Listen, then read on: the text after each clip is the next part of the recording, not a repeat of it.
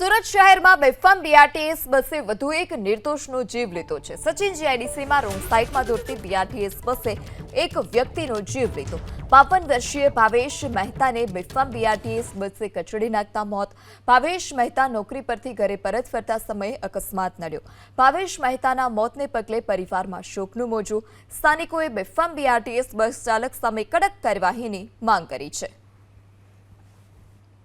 આ એક કોઈ ગરીબ પરિવારનો સદસ્ય હશે એના પ્રત્યે હું ખૂબ વેદના અનુભવું છું અને હુસેન મનિયાર કરીને જે મારુતિ ટ્રાવેલ્સનો જે ડ્રાઈવર છે આ ડ્રાઈવરની 100% બેદરકારી છે।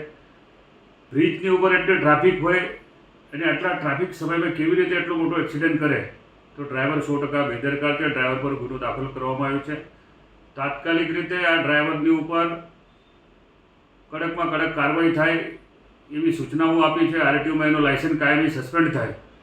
આવા અપ્રશિક્ષિત ડ્રાઈવર જેમની પાસે સૂઝબૂઝ ના હોય સિટીની અંદર એવો મોટો એક્સિડન્ટ કરે।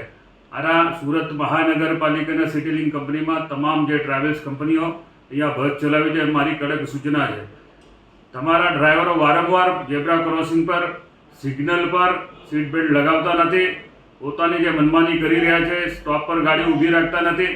આ તમામ બાબત હું જરાક પણ ચલાવી લઈશ નહીં। મારા સિટી લિંકના અધિકારીઓને, જનરલ મેનેજરને કે ઓપરેશન મેનેજરોને કડક સૂચના છે તમે પણ રસ્તા પર ઉતરો।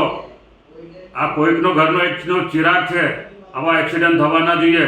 આ બિલકુલ હું ચલાવી લઈશ નહીં।